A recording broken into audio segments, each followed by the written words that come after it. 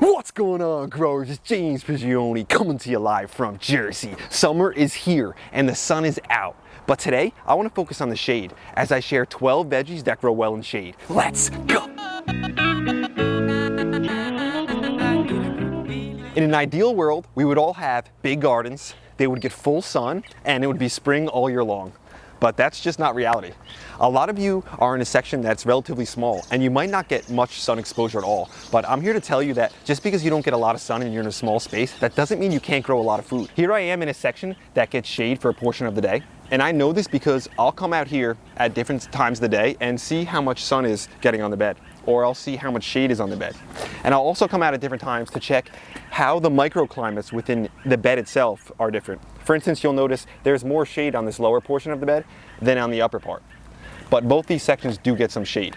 And this is important because we want to know how much shade we're getting and what kind of plants we can plant in that section in order to get the most out of the spot. Before I start sharing the 12 veggies, I first want to group them into a section with how much sun exposure they need. So the first 10 need about 3 to 4 hours of sun exposure in order to grow well. The first veggie that grows well in shade is arugula. Here's some beautiful arugula right here. And I love this arugula. This is the Astro arugula. And a great thing about growing arugula in the shade is that typically arugula will bolt relatively early, but when it's in the shade, it's gonna slow down some of that bolting because it's not getting so much direct sunlight. So this arugula is doing well. It's got a nice nuttiness and it's a great addition to the salad. The second veggie that grows great in shade is tatsoi. Here's some tatsoi right here. And you could either grow tatsoi or pak choi or bok choy. I kind of group those all together.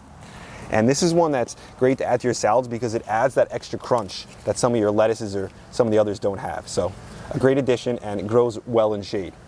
The third veggie that grows well in shade is lettuce. We have some lettuces right here. Here's a bronze mignonette. I've planted a lot of this variety this year. I just love it so much.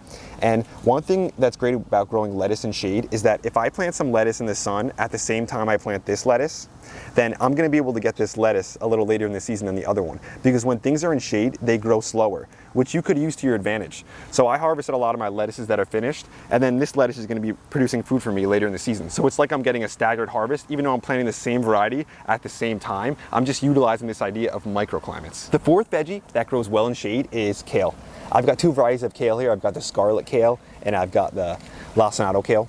And one thing I love about kale is it will grow a little slower in the shade. That's one thing, I know that. But kale is so fantastic because it's a biennial, so that it won't flower the first year.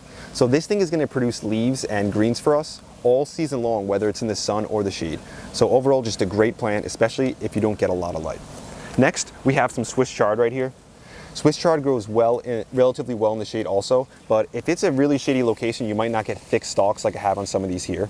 This is one of those that Bill Mollison says, Americans do not plant enough Swiss chard, because all we have to do is we put that thing in the early spring, and this will grow spring, summer, fall. So such an extended period of time. And one of the better parts about the Swiss chard than the kale is the Swiss chard seems to have much less pest issues than any of the kale. So that's really great. It makes it easier to grow. Next is spinach. And in the spring, it's a good idea to plant some of your standard spinaches. And then after those finish, what you want to do is get in something like this. This is the red Malabar spinach.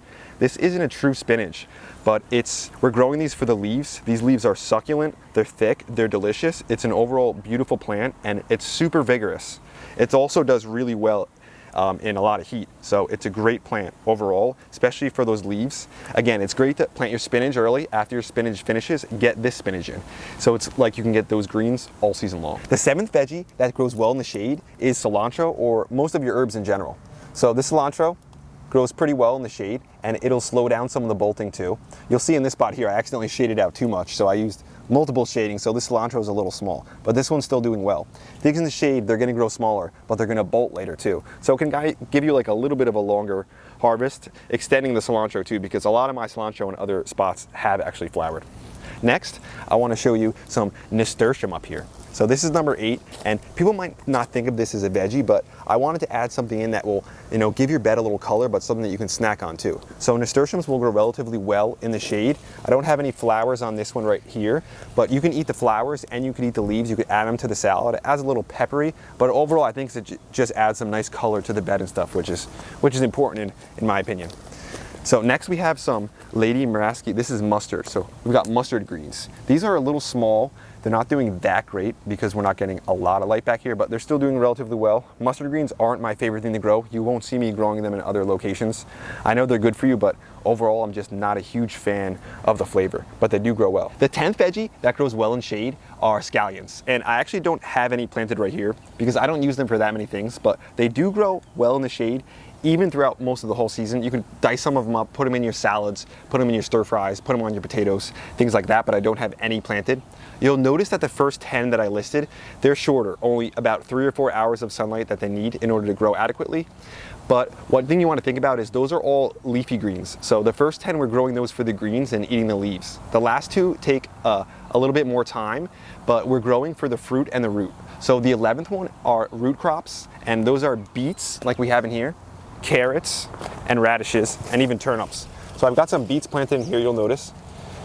We've got some beets down there. And one of the reasons I like using beets as my shaded crop as opposed to something like carrots is because the beets, you can eat the greens too. So if you don't get enough light and you don't get big beets, you can still end up eating some of the greens. That's great with the radishes as well.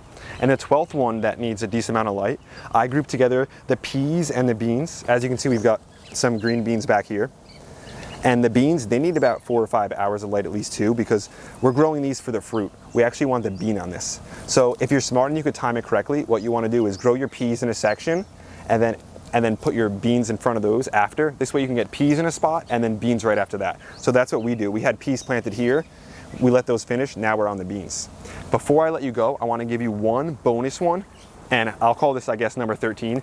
And the bonus one that you can grow in partial shade, it's right here, and these are peppers. Typically your fruiting species like tomatoes and eggplants and peppers, they need at least 6 hours of sunlight, but I have found that peppers can do relatively well in that partial shade, and I've got some decent fruit. But again, if you want to grow some, if you want to try to push, whether it be tomatoes or peppers, and you want to try to get a harvest in a shady spot, if it's tomatoes, grow the sun gold or the cherry tomatoes, very tiny tomatoes. And when it's peppers, try to go small peppers too. This way the fruit doesn't need as long or as much energy in a sense to finish that fruit off. That's today's video, growers. Thanks for watching. I hope you enjoyed it. I hope you got something out of it. Just because we don't live in an ideal world and we may not get full sun all day in a beautiful location, in my opinion, that doesn't give us enough of a good excuse to not be growing our own food.